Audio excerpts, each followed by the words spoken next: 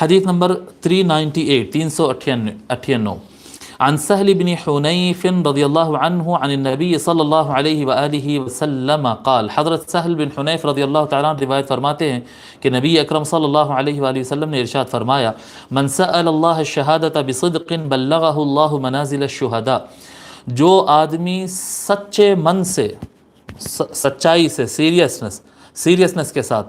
Seriously اگر کوئی سچے من سے اللہ تبارک و تعالیٰ سے شہادت مانگتا ہے، دعا کرتا ہے کہ اے اللہ مجھے اپنی راہ میں شہید فرما، شہادت نصیب فرما، اے اللہ مجھے اپنی راہ میں تو شہادت نصیب فرما، سچے من سے اگر مانگتا ہے تو سچائی میں یہ پاور ہوتا ہے، فرما رہے ہیں بلغہ اللہ منازل الشہداء وان مات علی فراشہ، تو اللہ تبارک و تعالی اسے شہید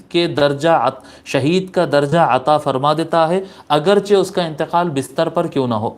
جی انتقال نارمل ہوا ہے، لیکن کیونکہ سچے من سے وہ اللہ تعالیٰ سے، سچائی کی طاقت یہاں پر بتائی جا رہی کہ اگر سچے من سے وہ اللہ تبارک و تعالیٰ سے شہادت مانگ رہا تھا، وہ جس حالت میں بھی انتقال کر گیا ہوگا، اس کو شہید کا درجہ اللہ تبارک و تعالیٰ ضرور عطا کرتا ہے۔ اس حدیث کو امام مسلم اور ابو داؤد نے روایت کیا ہے۔